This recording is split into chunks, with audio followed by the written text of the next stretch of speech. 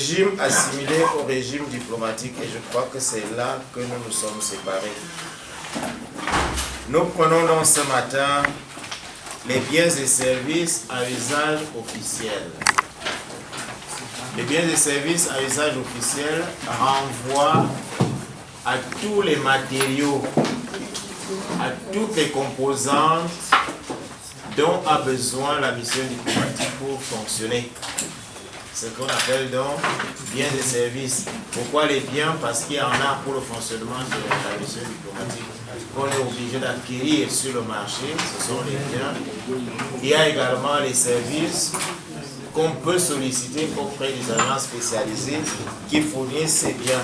Maintenant, notre problème n'est pas la quantité ou la qualité des biens, mais le régime juridique de ces biens, parce que nous sommes dans le domaine de l'examen des privilèges et immunités diplomatiques.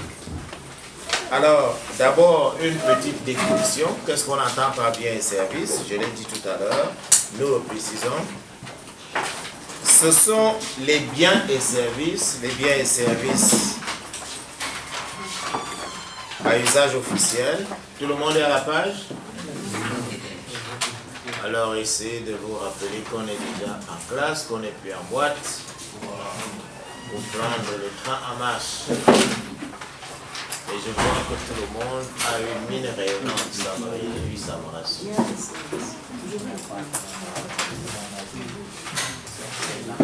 Les biens et services à usage officiel.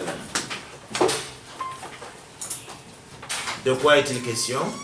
Nous définissons donc. Ce sont des biens et services destinés au fonctionnement de la mission diplomatique. Ce sont des biens et services destinés au fonctionnement de la mission diplomatique.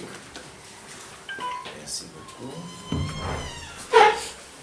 Je répète une dernière fois, ce sont des biens et services destinés au fonctionnement de la mission diplomatique. En détail donc, en expansion, on va en évoquer quelques-uns. Nous avons des terrains et bâtiments. Des terrains et bâtiments. Quand on dit terrain et bâtiment, il ne s'agit pas ici de la spéculation foncière. Les usages, les bonnes pratiques entre pays veulent qu'à certains moments, on facilite l'acquisition d'un terrain à une mission diplomatique. On peut l'acheter, on peut le prendre à titre onéreux ou alors l'acheter à un franc symbolique sous réserve de quoi? De la réciprocité. À partir de ce moment-là, le terrain devient la propriété de la mission diplomatique qui est libre de construire là-dessus la chancellerie, soit la résidence de l'ambassadeur, ou alors deux terrains servant l'un à la chancellerie, l'autre à la résidence de l'ambassadeur. Alors quand nous parlons de chancellerie, qui peut nous dire à quoi ça renvoie? C'est quoi la chancellerie? La chancellerie, c'est quoi? La chancellerie, c'est l'emplacement officiel, c'est le bâtiment officiel qui abrite les services de la mission diplomatique. Tandis que la résidence, comme son nom l'indique, c'est la propriété dans laquelle réside l'ambassadeur. Et quelles seront les caractéristiques de la matérialisation de la chancellerie et de la résidence?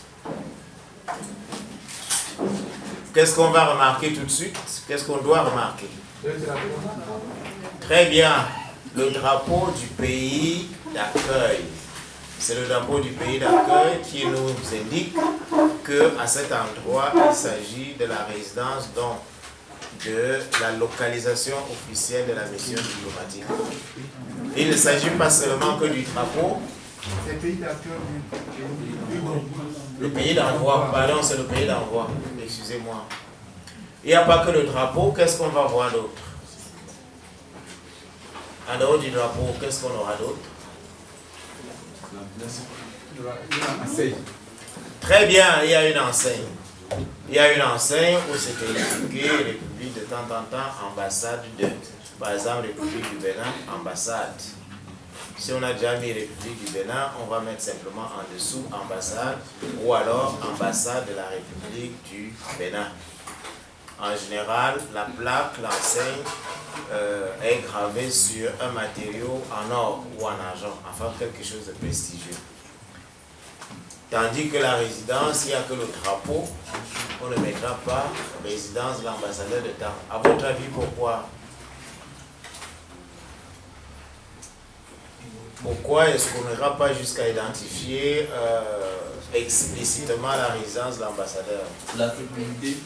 Pour la sécurité et pour des questions de sobriété. On veut être sobre. Est-ce que c'est clair? Le drapeau déjà à lui tout seul suffit. On n'a pas besoin d'en rajouter. Nous continuons donc. Nous avons parlé des terrains et bâtiments. Nous avons également comme biens et services à usage officiel du matériel ou des matériaux destinés à la construction quand on a déjà des terrains ou à la rénovation du siège ou de la résidence.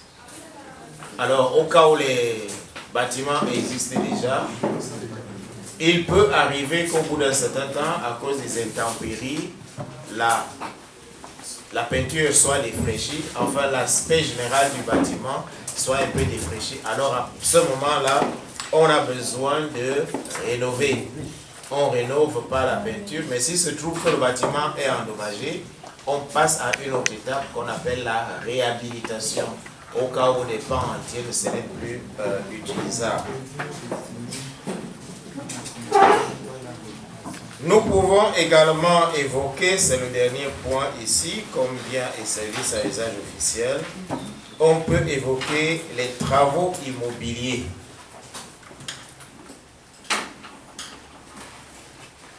On peut évoquer les travaux immobiliers.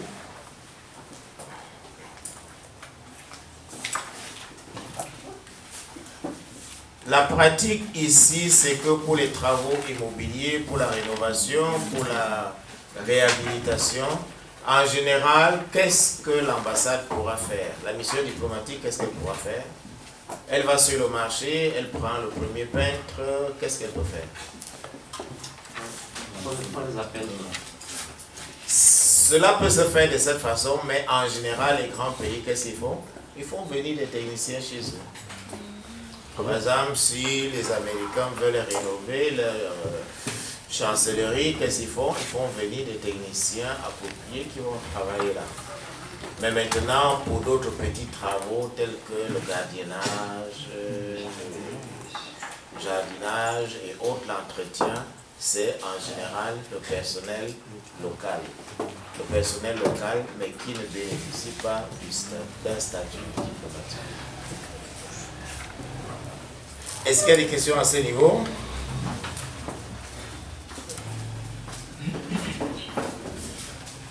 Nous entrons en avance dans le détail et nous nous interrogeons donc toujours sur le contenu de ces privilèges et immunités diplomatiques. Un privilège, nous l'avons dit la dernière fois, c'est une facilité, disons, exceptionnelle, particulière, dont bénéficie quelqu'un comparé à d'autres personnes. Alors, pour le fonctionnement de la mission diplomatique et des agents diplomatiques, la Convention de Vienne prévoit un certain nombre de facilités, peut-être l'acquisition des biens tels que les boissons, les voitures, on en a déjà parlé et autres. Mais là, ce n'est pas à l'infini. Il y a des quotas qui sont définis. Quand vous êtes diplomate, vous ne pouvez pas acheter à l'infini tout ce que vous voulez. On a pensé qu'il y avait des quotas qui sont raisonnables. Mais ces quotas qui sont raisonnables le sont suffisamment pour qu'on ne soit pas à l'abri avant épuisement du stock. Parce qu'en général, on les donne par trimestre. Et nous allons donc voir concrètement de quoi il est question. Donc vous pouvez mettre ici, comme nous avons mis plus haut, définition des concepts, on peut donc mettre quota trimestriel autorisé. Suivez l'ordre que vous avez déjà commencé à mettre pour donner un numéro. Donc quota trimestriel autorisé. le sous-titre ici, quota trimestriel autorisé, des provisions de ménage et biens de consommation durable. Quota trimestriel autorisé, des provisions de ménage et biens de consommation durable. Évidemment, ces quotas sont affectés en fonction du grade de l'agent diplomatique. À tout seigneur, tout honneur, on va donc commencer par qui? Bien, le chef de mission diplomatique. Apprenez à vous familiariser avec le concept de chef de mission diplomatique. Parce que le chef de mission diplomatique, il peut être appelé ambassadeur, il peut être appelé haut commissaire, il peut être appelé nonce, etc., etc. Tandis que quand vous dites ambassadeur, ça ne renvoie pas directement. Enfin, ça n'établit pas la distinction claire vis-à-vis du haut commissaire ou bien vis-à-vis du nonce apostolique. Alors, je crois que je vais vous aurez d'ailleurs ce tableau dans le cours que je vais vous donner. Il est prêt. La première catégorie des biens de consommation qui sont consentis à l'ambassadeur, c'est les champagnes et les vins. Je vois des yeux lancer des étincelles. Les champagnes et les vins. Qui peut imaginer le quota trimestriel qu'on peut donner à un chef de mission diplomatique?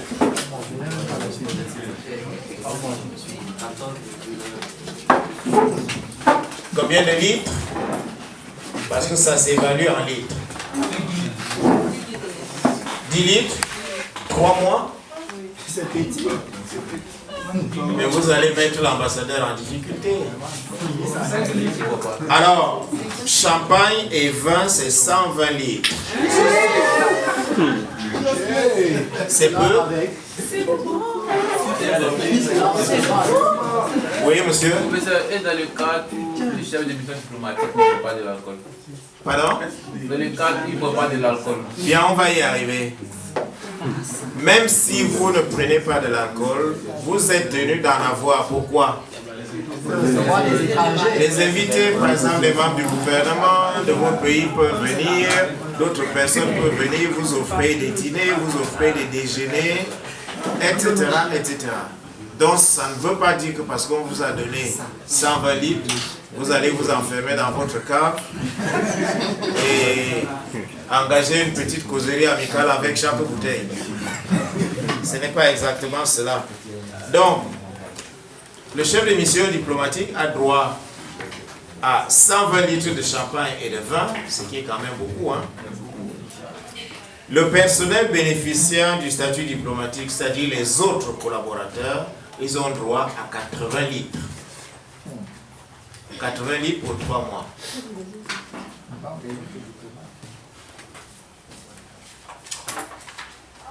Alors je réponds tout de suite à la question posée par votre collègue. Qu'en est-il maintenant de ceux qui ne prennent pas d'alcool? Ce n'est pas parce que vous ne prenez pas de l'alcool que vous devez en priver vos amis. Il y en a qui vont venir. Mais vous devez les mettre tout à fait à l'aise. Et vous n'êtes pas obligé, vous-même d'en consommer si vous n'en consommez pas. Est-ce que c'est clair? Donc ce qu'on donne à l'ambassadeur, quand on dit ambassadeur, ça veut dire que c'est ce qui va pour le compte de la résidence de l'ambassadeur. Il offre des dîners, par exemple, un ambassadeur qui vient d'arriver. S'il vous plaît, qu'est-ce qui se passe? S'il y a un chef de mission diplomatique qui vient d'arriver, en général, ce qui se passe, c'est que si c'est un chef de mission diplomatique africain, les autres chefs de mission diplomatique africains vont lui offrir un déjeuner ou un dîner de bienvenue. Est-ce que vous comprenez? Naturellement, au cours de ce déjeuner ou ce dîner, ce repas, on boit certes de l'eau, mais on boit aussi des choses qui n'ont pas exactement la couleur de l'eau. Donc tout le monde va trouver son compte. Oui, monsieur? Monsieur, vous avez dit 100 litres sur 3 mois, c'est ça? Oui, c'est 3 mois, c'est trimestriel. Au cas où ça ne finit pas, le reste, qu'est-ce que vous n'allez pas casser pour aller jeter à la bouteille. À la poubelle. Non, au cas où ça ne finit pas, il y a une cave. L'essentiel, c'est que vous en preniez. C'est une question très malade, je vois ce qu'il veut dire. Il est souvent arrivé que les Africains, parce que ces quantités sont importantes, ils essaient de les réexporter au pays pour les placer sur le marché local, en les vendant au prix normal. Alors souvent aussi, la plupart des diplomates africains, c'est eux qu'on pince dans cette histoire. Ils se font prendre, ils sont déclarés persona non grata. Parce que, pas seulement le champagne, je vous ai dit que c'est les champagnes et les vins. Est-ce que vous comprenez? Quand vous vous retrouvez au bout de 6 mois, vous vous retrouvez avec, disons, 400 bouteilles. Bon, qu'est-ce que vous en faites? Il y a des gens véreux qui se croient obligés de placer ça sur le marché ordinaire. Et c'est interdit.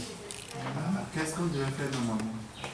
Non, mais vous les gardez, vous consommez, ce que vous pouvez consommer, vous consommez. Mais rien ne vous interdit que si vous quittez le pays, ou bien si vous allez en congé chez vous, vous pouvez prendre une bonne quantité, ce n'est pas interdit. Ce qui est interdit, c'est que ça fasse l'objet d'une transaction commerciale. Puisqu'en revendant, vous n'avez pas payé d'impôts, vous n'avez pas payé la douane, ça devient donc quelque chose de, je peux dire, illicite et même inamical vis-à-vis du pays qui vous a consenti ces facilités. C'est un peu comme si vous achetiez une voiture en exonération douanière et fiscale et vous revendez cette voiture au prix du marché alors que la douane du pays d'accueil n'a pas bénéficié des impôts sous forme de taxes douanières que vous étiez censé payer. Oui, je vous en prie. Je veux demander, la réception du nouveau mission diplomatique se fait par le doyen du corps diplomatique? Pas nécessairement. Le doyen aussi peut offrir une réception, mais maintenant il y a ce qu'on appelle la diplomatie des clubs. Quand vous êtes ambassadeur africain nouvellement arrivé, c'est d'abord les Africains qui vont se mobiliser pour souhaiter la bienvenue à leurs frères. Maintenant, comme vous intégrez une nouvelle communauté qui a un chef, le doyen du corps diplomatique, il va également organiser quelque chose pour vous souhaiter la bienvenue. Donc vous pouvez avoir comme ça en cascade des réceptions, soit des justifications régionales, soit alors des justifications, si vous voulez, liées à la préséance. C'est le chef des missions diplomatiques qui vous reçoit. Ce sont les autres ambassadeurs qui vous reçoivent avec votre épouse. Vous n'y allez pas seul. Oui, quand vous dites naturellement, c'est évident de le dire. Mais nous le connaissons. Donc vous y allez avec votre épouse et puis tout est réglé. Que se passera-t-il si le chef de mission diplomatique vendait ses vins, ses champagnes à un prix très bas du marché, celui du marché? Reprenez votre question s'il vous plaît. Que se passerait-il si le chef de mission diplomatique vendait ce vin et ce champagne à un prix très bas que celui du marché? Votre question me surprend un peu. Vous avez quel genre de relation avec l'argent? Vous avez déjà vu un commerçant qui vend pour perdre? Mais il cherche la marge la plus haute possible pour tirer un bon bénéfice. Et puis maintenant, envisager même cette activité, c'est totalement illégal. Donc il faut faire attention. Il fait un peu comme qui dirait au Cameroun, il fait sa bac-bac. Mais en général, comme ce sont des gens très organisés, qu'est-ce qu'il va faire? Il va trouver une bonne personne au pays, sous le prétexte officiel que c'est un parent, qui lui rend visite à intervalles réguliers et curieusement rentre avec des sacs pleins comme des œufs. Et ça se passe comme ça, et maintenant la personne qui prend ça va faire ce qu'elle doit faire, mais je le répète, c'est illicite. Il y avait une question là, c'est bon? Très bien, nous continuons. Maintenant les spiritueux, il n'y a pas que les champagnes et les vins, il y a les spiritueux. C'est quoi les spiritueux?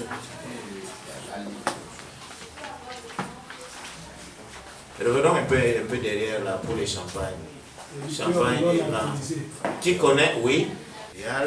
Les plus rouges, c'est les Taïtinga, Veuve Clicquot, etc., etc. Et le bas de gamme, c'est le Laurent Perrier.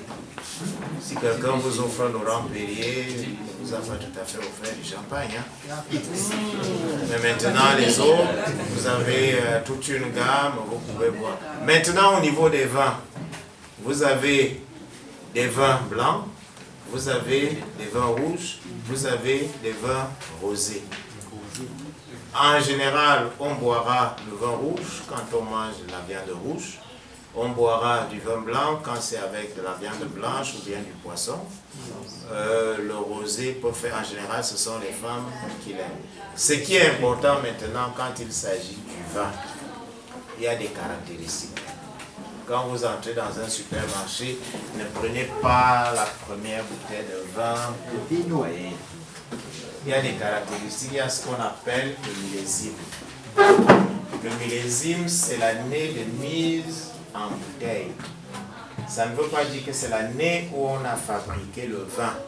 C'est l'année où on l'a mis en bouteille, parce qu'un vin peut fermenter pendant 2 ans. Le millésime donc court, si on l'a fabriqué, disons, en 2000, on a pressé les raisins en 2024, le millésime va courir, sera fermenté pendant 2 ans, à partir de 2026. Maintenant, une fois que cela est fait, un dicton populaire, et c'est vrai, veut que plus le vin est vieux, plus il est bon. Pourquoi? Parce que la teneur des raisins s'est atténuée. Quand vous mangez le raisin, ça colle un peu sur le palais, mais quand le vin est déjà bien fermenté, il est léger. Donc, il y a le millésime, plus il est vieux, plus il sera bon. Deuxième caractéristique, c'est la bouteille. Quand vous prenez la bouteille, vous prenez le doigt, le fond de la bouteille. Si la bouteille est creuse, ça veut dire que c'est un bon design, ça renvoie à un bon vin. Mais ce n'est pas tout. L'autre caractéristique qui vous permet de comprendre que vous êtes face à un bon vin, c'est le volume d'alcool. Il faut toujours regarder le volume d'alcool sur la bouteille. Tous les vins en deçà de 13%, c'est vraiment pas des vins à prendre. Mais quand vous prenez un vin qui a 13,5, 14, 5, 15, montrez-vous un tout petit peu engageant, mais tout en étant prudent. C'est un bon vin. Est-ce que vous comprenez? Une dernière chose maintenant, c'est le château. Quand on dit mise en bouteille, et vous allez voir château temps, ça veut dire que c'est un vin de marque unique. Parce que qu'est-ce qui se passe? Je prends, comme nous sommes tous influencés par la culture française, vous allez entrer dans un supermarché, dans une cave, et vous allez voir grand vin de Bordeaux. Ça veut dire que à la fin, au terme d'une année vignoble, on prend les restes de tous les vins en France. Il y a des gens qui sont chargés de ça. On les met dans de grands fûts et on les met dans des bouteilles, on les embouteille et on colle l'étiquette grand vin de Bordeaux. Ça veut dire que c'est un vin qui n'a pas d'identité parce que c'est un mélange. Donc si vous voyez grand vin de Bordeaux, ne vous jetez pas tout de suite là-dessus. Mais quand vous voyez mise en bouteille à temps, et les grands crus, ce qu'on appelle grands crus, ce sont des marques qui ont une certaine autorité, qui se sont imposées. Vous aurez donc les Médocs, vous aurez les Hauts-Médocs, vous aurez autres. Ça, c'est pour les vins français.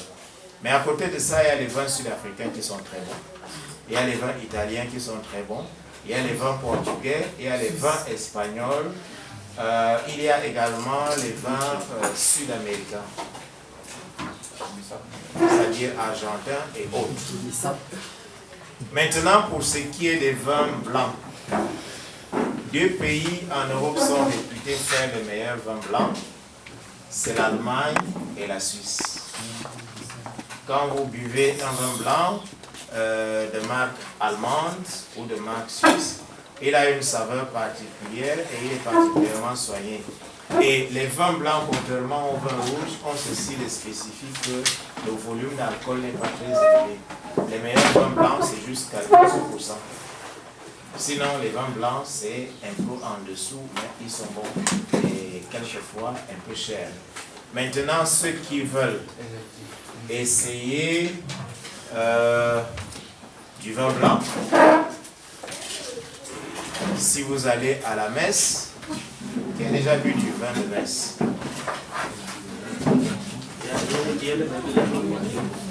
Qui a déjà bu du vin de messe?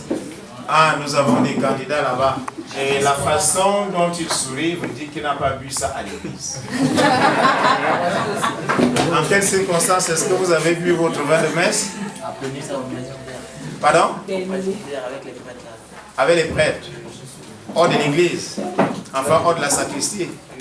Ah, vous voyez, donc il a bu de façon païenne. Mais quand on boit le vin de messe, on doit être concentré comme un servant de messe. Bref, c'est pour vous dire que le vin de messe, qui est une marque particulière, a une saveur. Ce n'est pas un vin qui est commercialisé comme n'importe quel autre, mais il vous donne déjà la possibilité de voir à quoi peut ressembler un vin de messe. Et je dois l'indiquer, le vin de messe est, je peux dire, l'un des rares vins blancs qui a un volume d'alcool de 14%. Donc il faut faire attention.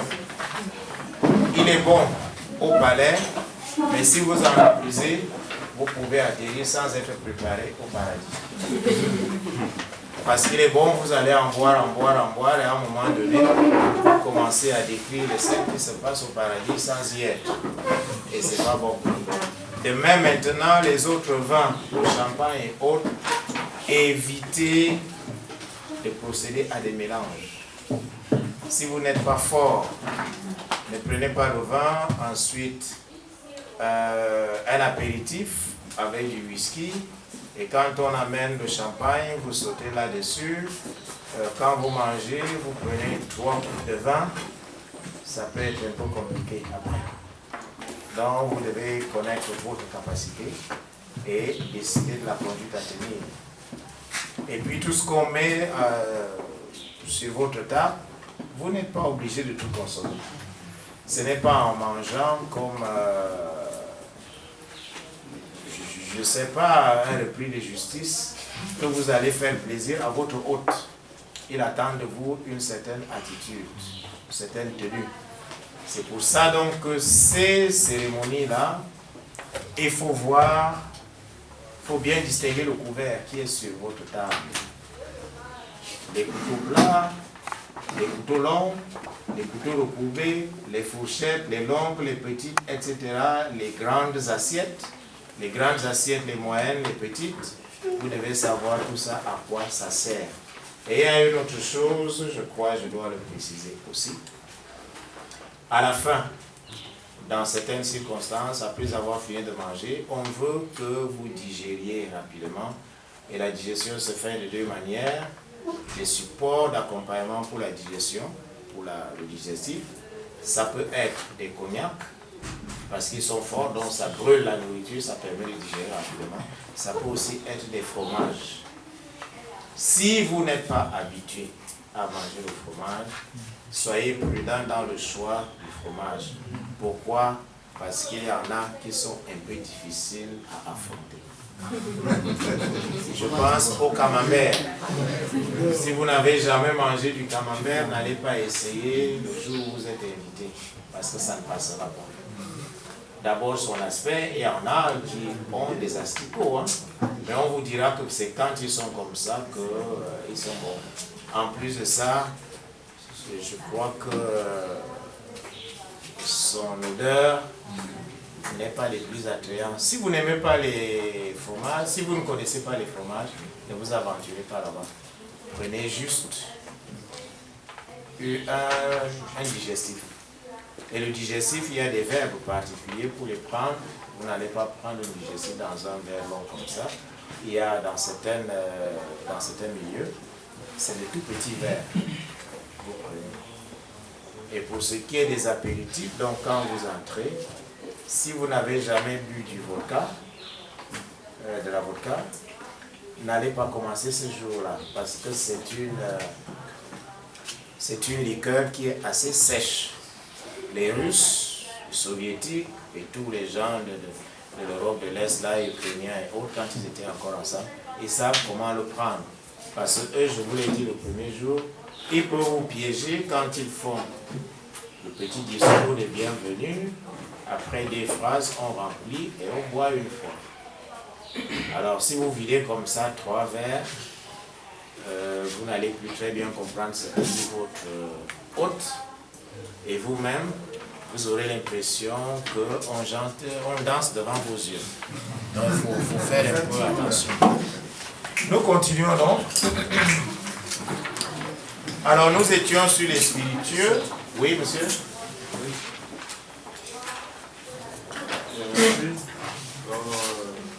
Une fois votre explication, vous avez soulevé dans les cérémonies, voilà, il faut se présenter à prendre des propositions face aux notations ou bien des notices derrière le bouquet et faire marque. Oui, dans la cérémonie, nous sommes d'accord. Et une part dans le marché, si vous avez suivi ça. Et là, je trouve si les notices sont imprimées, qu'est-ce qui nous rassure la confiance que, voilà, maintenant, ces notices-là nous ramènent à de bonnes qualités. D'autant que le mien est aussi parfois malhonnête dans le marché. Je peux lui dire ici, d'autorité avec une certitude presque pleine, il faut faire confiance. Quand vous êtes dans un milieu diplomatique, on ne fait pas n'importe quoi. Pourquoi? Parce que pour l'autre, celui qui vous invite, qui vous reçoit, il y va de son image. Au-delà de son image personnelle, il y va du rayonnement de son pays. Je vous ai dit que quand vous êtes en poste comme diplomate, si quelque chose arrive, on ne verra plus le Tchadien, on ne verra plus le Camerounais, on ne verra plus le Congolais, l'Ivoirien. Non, on va dire, on ne verra plus l'individu, mais on va dire, ce n'est même plus l'Ivoirien, ça sera la Côte d'Ivoire. Ce n'est pas des qualificatifs, ce n'est pas des épithètes qui vous donnent la meilleure image de vous-même. Donc il faut faire attention. Si vous voyez une étiquette, faites bien attention parce que celui qui vous a invité, en général, il a pris le soin de vous offrir le meilleur. Est-ce qu'on est d'accord? On est d'accord, mon ami? Oui. Bien à cela, je présente un peu le cas du marché. Oui. Oui. Bien qu'on peut aussi se rassurer à travers ces étiquettes, mais une fois arrivé au marché, on peut... Non, le marché, en général, quand vous arrivez en poste, c'est à ça que sert la réception qu'on vous offre comme diplomate de vos venus. Parce qu'on va vous dire déjà dans votre mission diplomatique, les diplomates qui étaient là avant ont l'obligation de conseiller un certain nombre de choses concernant le fonctionnement du pays d'accueil. On va vous dire pour faire le marché, allez à tel supermarché, allez à tel endroit, allez à ceci, allez à cela. Et dans un pays qui est organisé, d'une manière générale, vous achèterez l'essentiel de ce dont vous avez besoin en duty free, c'est-à-dire des boutiques spécialisées qui bénéficient d'un statut diplomatique. Ce n'est pas n'importe où. C'est pour ça qu'en tant que diplomate dans le pays d'accueil, vous devez faire attention au milieu que vous fréquentez, à votre comportement. Sinon, ça va rejaillir négativement sur votre pays. Est-ce qu'il y a encore d'autres questions? Bien, nous continuons donc. Quelqu'un nous a parlé des spiritueux. C'est quoi les spiritueux? Oui, ma fille. Les spiritueux sont des boissons alcooliques en teneur très forte. Les spiritueux? Ils sont des boissons alcooliques en teneur très forte. Bon, en teneur très forte, n'effrayez pas les amateurs. C'est-à-dire quel volume d'alcool? Je ne sais pas trop, mais je parlerai de la vodka. Je sais maintenant quelle teneur d'alcool. La vodka a quelle teneur d'alcool?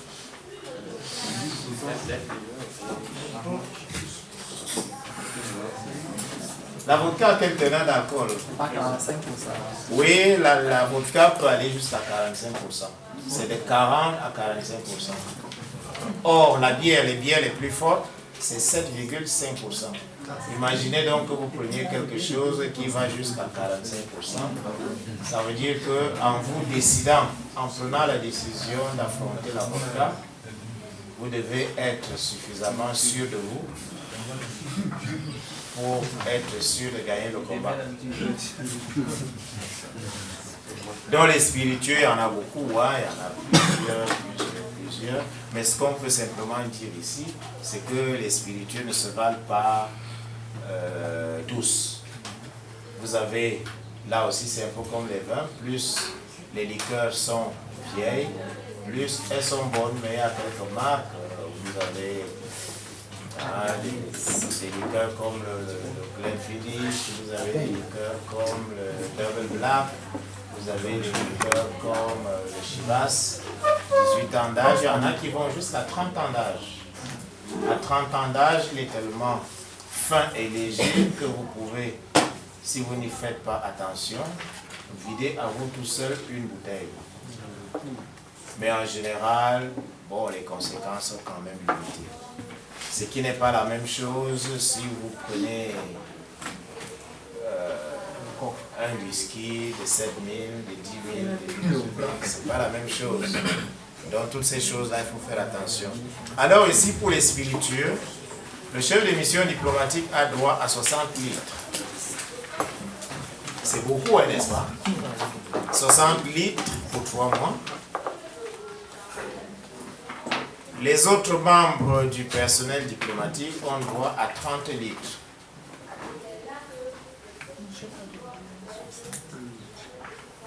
À 30 litres. Autre quota, bière et boissons non alcoolisées. Bière et boissons non alcoolisées.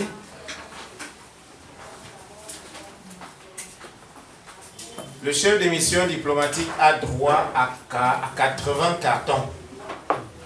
80 cartons de 24 bouteilles.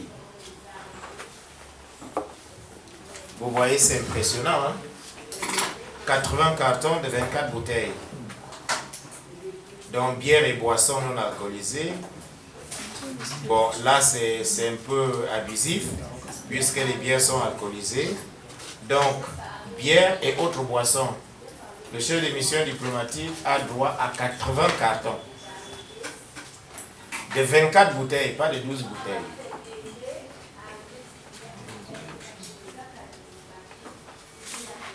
Le chef de mission diplomatique a droit à 80 cartons de 24 bouteilles.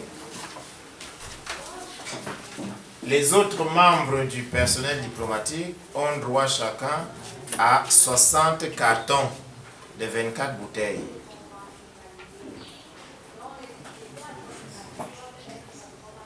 C'est bon, tout le monde suit? Alors je reprends. Pour les bières et autres boissons, le chef de mission diplomatique a droit à 80 cartons de 24 bouteilles, tandis que les autres membres, les autres agents diplomatiques ont droit chacun à 60 cartons de 24 bouteilles pour 3 mois. Vous comprenez donc que tout ceci, ce n'est pas pour lui permettre de faire du commerce, mais c'est pour lui permettre de s'acquitter honorablement de ses fonctions. Oui, j'arrive à vous, mon cher ami. C'est pour lui permettre de travailler en toute sérénité. Mais le danger, c'est que comme cela affecte votre régime alimentaire et tout, vous êtes exposé à faire quoi? À prendre du poids, donc il faut consommer avec modération. Et si cela arrive, il est de bon ton quand on voit un diplomate qui est svelte et en bonne santé, ça rassure. Parce que si vous prenez toutes ces choses sans précaution, vous risquez d'avoir, enfin pas avoir, mais afficher qui ressemble, un ventre qui ressemble à 3 ballons de football. Et cela n'est pas de bonne augure. Donc il faut faire de l'exercice. Il ne faut pas se contenter d'ingurgiter les champagnes, les vins, les spiritueux, la bière et autres boissons. Ça, c'est pour garder votre ligne. Oui, avec une question, mon ami.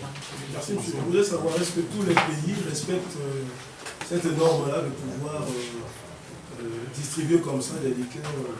On ne distribue pas, on les vend. Mais quand vous arrivez dans un magasin duty free, voici les quantités qu'on va vous vendre en fonction de votre rang diplomatique. À Brazzaville, il y a un marché duty free.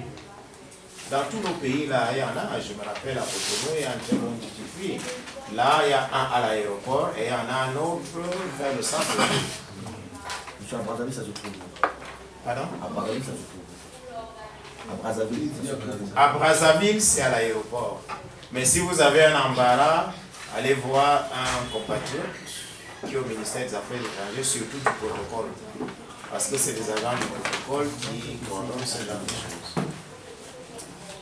À défaut donc, qu'est-ce que vous pouvez faire aussi, si vous êtes en déplacement, usant de votre qualité de diplomate, vous pouvez acheter à l'extérieur.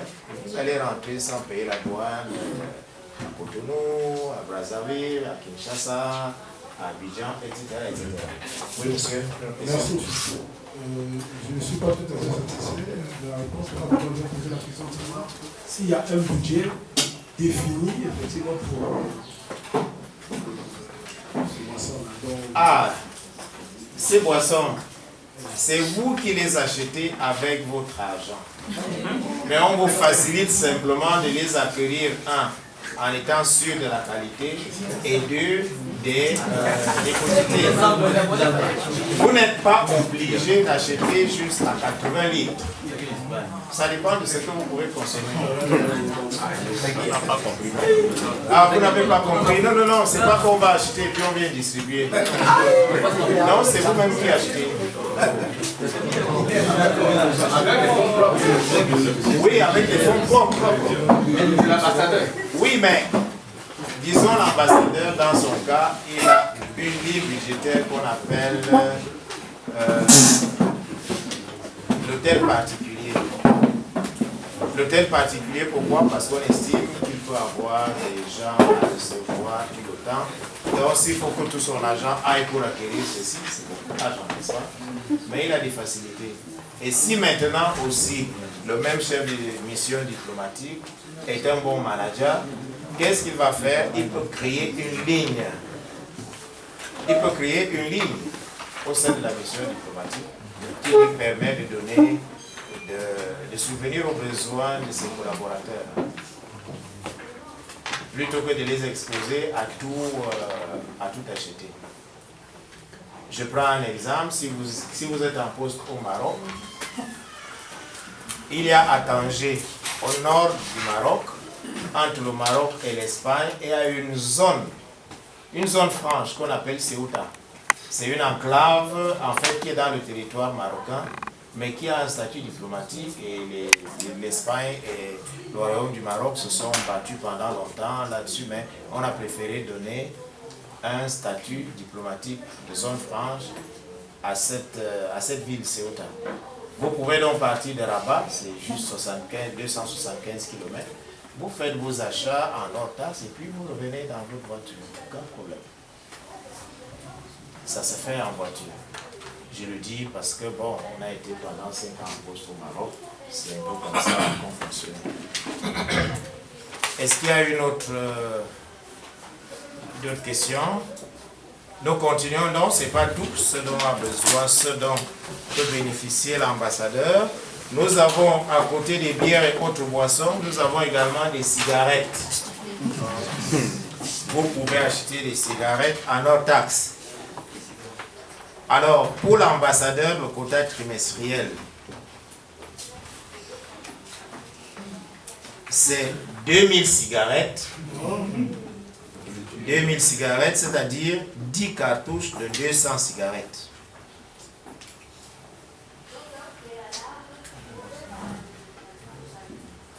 Pour les autres agents diplomatiques, c'est 1600 cigarettes, c'est-à-dire 8 cartouches de 200 cigarettes. S'il vous plaît, monsieur, nous ne sommes pas pour l'ambassadeur. Pour l'ambassadeur, c'est 2000 cigarettes. Ah, vous êtes déjà là? Monsieur. Vous nous avez manqué au début. 2000 cigarettes, c'est-à-dire 10 cartouches de 200 cigarettes. Les autres membres ayant un statut diplomatique, c'est 1600 cigarettes. En d'autres termes, 8 cartouches de 200 cigarettes. Alors, étant donné que ceux qui ont rédigé la Convention de Vienne se préoccupent, se soucient du confort des diplomates, il y a une autre catégorie qui est prévue, c'est le tabac. Il y a un quota aussi pour le tabac. Alors pour le tabac, pour le chef de mission diplomatique, s'il vous plaît, pour le chef de mission diplomatique, c'est 10 paquets. 10 paquets de tabac pour 3 mois. Pour une seule personne, c'est beaucoup. Et pour les autres personnels, c'est 8 paquets. Bien sûr, quand nous disons paquet ici, tabac, il faut voir, c'est surtout quoi? Oui, les cigares. Et les cigares, les bonnes marques de cigares, c'est cher, c'est prestigieux. En général, les gens prennent le cigare pour frimer un peu. À côté des cigares, il y a quoi? La pipe. Oui, la pipe sert à consommer du tabac. Surtout quand c'est du tabac parfumé, c'est cher, c'est raffiné, si vous voulez, avec une longue pipe recourbée, ça vous donne une certaine allure. Mais pour le moment, ne prenez pas de tabac, ne prenez pas de cigares, parce qu'en général, dans l'imagerie populaire, celui qui fume le cigare et fume la pipe, ça donne l'impression de quoi? Pas forcément arrogant, qu'il a beaucoup d'argent. Et vous serez extrêmement sollicité. Mais comme j'ai déjà regardé les visages des uns et des autres, on ne partage pas beaucoup d'argent comme ça. Qui n'aime pas l'argent ici? Moi, je montre la main. Moi, je n'aime pas l'argent. Je change donc ma question. Qui aime l'argent? Il y en a qui lèvent la main, mais sans plus me regarder. Ah, là, je vous vois bien. Nous continuons. Voilà donc les quotas trimestriels des biens qui sont consentis à l'ambassade, au chef de mission diplomatique et à ses collaborateurs. Donc nous récapitulons pour être sûr que tout le monde a pris les bons chiffres, les bonnes quantités. Nous avons d'abord les champagnes et les vins, c'est 120 litres et 80 litres. Les spiritueux, c'est 60 litres et 30 litres. Bière et autres boissons, c'est 80 cartons et 60 cartons. Cigarettes, 2000 cigarettes et 1600 cigarettes. Enfin, le tabac, 10 et 8 paquets. Très bien. Si je pouvais avoir au moins la moitié de cette place dans les services diplomatiques dans moins de 3 ans, je serais très content. C'est-à-dire 2 ans de formation et 1 année d'ancienneté. Vous allez voir tout ça des visu et ce n'est pas toujours facile. De l'extérieur, tout est facile. Je ne dis pas que c'est mauvais, hein. C'est un très bon métier, mais qui a des exigences. Pour les amateurs de danse, la salsa et autres, makossa, vous dansez à vous casser la hanche. Dans les milieux diplomatiques, non, on ne danse pas comme ça.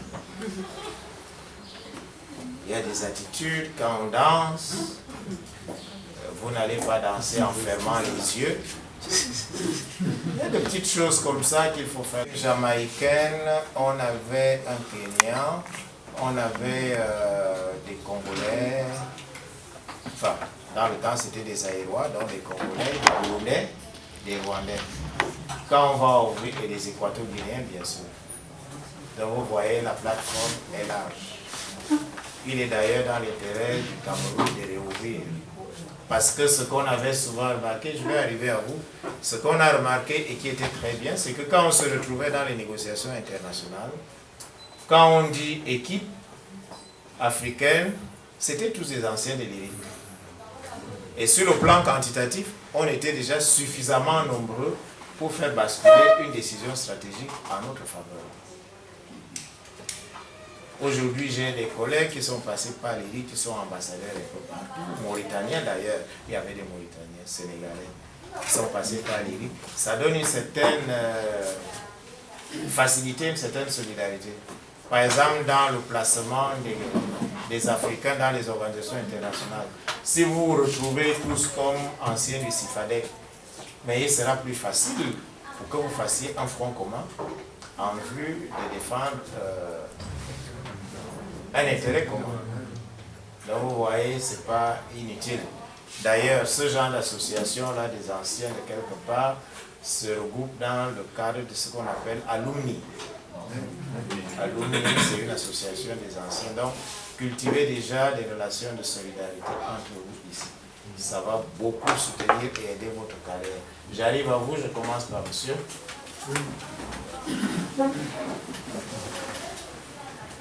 Ici, à Citadel, on donne des fonds sur la diplomatie. Est-ce que l'IRIC et Citadel, quelle est la différence? Parce que moi, je pense que c'est la même chose. Il y a une différence, dites-moi. Ben, si vous portez la même cravate que votre voisin du quartier, est-ce que votre cravate n'a pas de valeur? Ce qui compte ici, c'est que l'IRIC et le CIFADEC, chacun couvre la demande qui se présente à lui. Supposons que s'il n'y avait pas le CIFADEC et que vous vouliez faire cette formation, vous n'aurez pas eu un endroit où la faire. Est-ce que vous comprenez? Donc ce n'est pas compétitif, c'est complémentaire. Et on n'a pas besoin sur le plan statutaire, sur le plan juridique, forcément de les mesurer. Ce qui compte, c'est la dynamique des formations de ceux qui passent par l'IRIC et ceux qui passent par le CIFADEC. Donc si on finit ici, c'est obligatoire pour nous de passer par l'IRIC pour être bien formés. Non, ici vous n'êtes pas déjà moins bien formé. Ce que nous voulons dire, la spécificité de l'IRIC, et c'est là que je précise un peu, la spécificité de l'IRIC, c'est que quand vous sortez de l'IRIC comme diplomate, vous êtes intégré dans les services du ministère des Relations extérieures comme fonctionnaire de la diplomatie. Est-ce que vous comprenez? Ce qui n'est pas le cas maintenant ici. Quand vous sortez d'ici, vous avez le marché du travail, c'est-à-dire la fonction publique internationale, la fonction publique nationale, les ONG devant vous. Donc il y a une différence. Il y a une différence de finalité. Monsieur, vous aviez une question? C'était la même question. Ah, c'était la même question. S'il vous plaît, monsieur. Oui. Tout d'abord, merci pour le choix que vous avez émis dans le sens que, après ici, on pouvait postuler pour l'IRIC. Ce qui m'emmène à poser. Ceux qui le veulent. Ceux qui le veulent. Parce que si vous avez la possibilité d'avoir un emploi au sortir d'ici, pourquoi passer à l'IRIC et recommencer pratiquement la même chose? C'est vrai que l'offre à l'IRIC, il y a des aspects pédagogiques, des aspects thématiques qu'on n'aborde pas ici. Mais sur le plan de la méthodologie, sur le plan de la didactique, sur le plan de la pédagogie, c'est pratiquement la même chose. En fait, ma question partait dans le sens des spiritueux, en fait. Oui. Les chefs des missions, sinon les ambassadeurs, eu égard au, c'est-à-dire aux litres de bière, c'est-à-dire que leur offrent les pays d'accueil, est-ce que cela tient compte de la laïcité? Parce que parmi les ambassadeurs, il y a ceux qui sont des musulmans qui ne fument pas, qui ne boivent pas. Quelle était ma question? Merci. Je crois que cette question a été soulevée avant que vous ne veniez par monsieur là-bas. Le pays d'accueil ne vous contraint pas à boire de la bière ou bien à fumer. Est-ce que vous comprenez? Encore que quand vous acquérez ces biens, ce n'est pas à titre gratuit. Vous les achetez avec votre argent. C'est vous qui... Mais le plafond auquel vous pouvez arriver, ce sont les quotas que je vous ai dit ici. Ça ne veut pas dire que vous êtes obligé de tout acheter, de tout prendre. Mais maintenant, le jour où, par exemple, vous venez en congé, si vous avez déjà vos 120 litres multipliés peut-être par 3, parce qu'on se dit que en 3 trimestres, ça vous fait combien? 660 litres, n'est-ce pas? Mais vous pouvez maintenant affréter un conteneur et dire, ok, je vais aller chez moi, vous avez votre maison au village, et puis vous mettez tout ça dans votre cage, dans votre cave, pardon. Rien ne vous interdit de le faire, mais rien non plus ne vous contraint à atteindre le plafond des quotas qui ont été indiqués ici. Et je précise encore, vous achetez ça de votre argent. Ce n'est pas un don. Oui, il y avait une observation au bout. Je voulais savoir si on peut partager. Partager La boisson là. Qu'est-ce qui vous empêcherait d'offrir?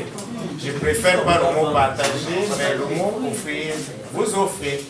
Quand vous invitez quelqu'un chez vous, vous avez besoin de lui demander, est-ce que je peux vous offrir du vin, je peux vous offrir des spiritueux, je peux vous offrir... Non, vous mettez tout, si c'est un petit bar, quand la personne arrive, et en bas c'est l'entrée, la personne va se servir selon son goût, mais s'il n'y a pas beaucoup d'invités, en général, on évitera de faire un bar. Ou même s'il y a un bar, laissez-vous... Mais il y a des petits malins, quand vous servez un bon spiritueux, il fait semblant de regarder ailleurs.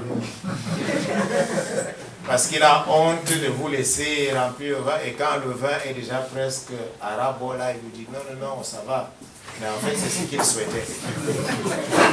Oui, monsieur? J'aimerais savoir, il y a quel rapport entre la chair de ces vins, des spiritueux, et la mission diplomatique que vous avez dans un pays?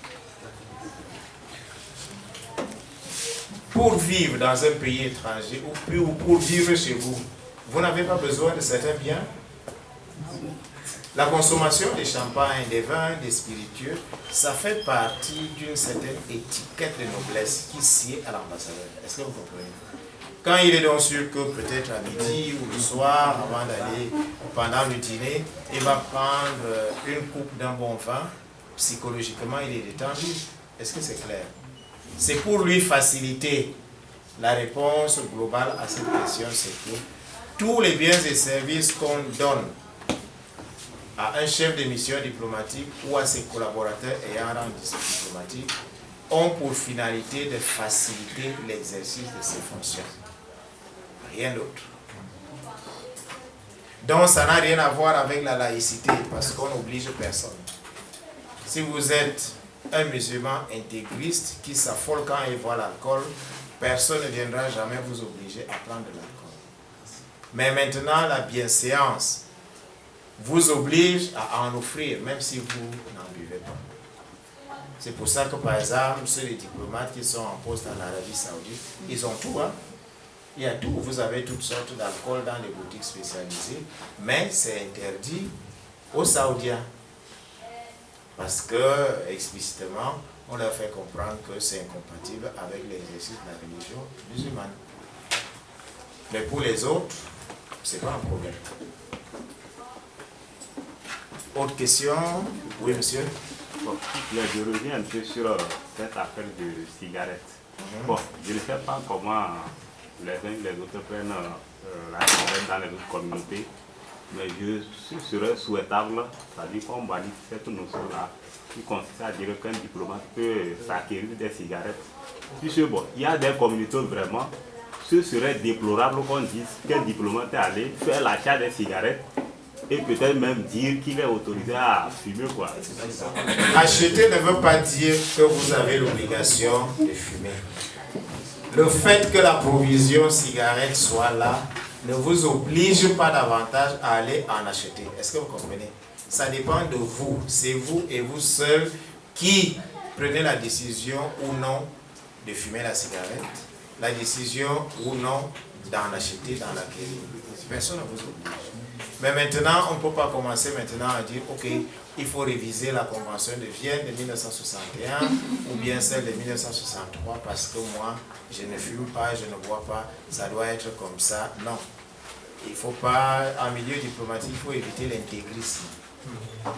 Ce que vous ne faites pas, ne l'érigez pas en maxime universelle pour dire aux autres non, vous ne devez pas le faire parce que moi je trouve qu'il faut être un peu souple. Et puis ça fait partie de l'apprentissage. Hein. Un diplomate qui ne s'essaye pas à l'alcool, c'est un peu difficile parce que vous allez vous retrouver dans une situation où le jour où vous dites que vous commencez, ça peut mal tourner pour vous, c'est assez délicat. Et il y a une autre question, on va donc continuer. On arrive maintenant à une autre catégorie de biens. C'est le carburant. Quota trimestriel autorisé de carburant est taxé.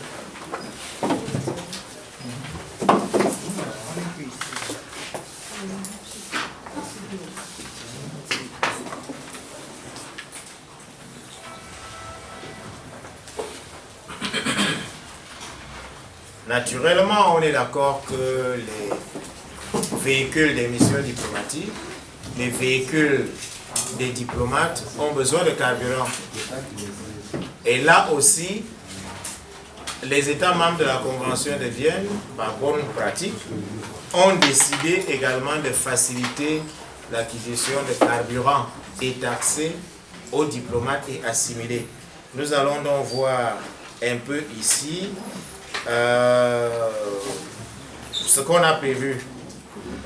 Donc, pour le fonctionnement officiel, oui, on n'a pas encore donné, mais j'étais en train d'expliquer maintenant, je vais vous donner les quantités. Donc, pour le fonctionnement officiel, vous aurez droit, l'ambassadeur aura droit à 2000 litres par véhicule. 2000 litres par véhicule jusqu'à 10 véhicules. Vous voyez, c'est beaucoup, n'est-ce pas? 2000 litres par véhicule jusqu'à 10 véhicules.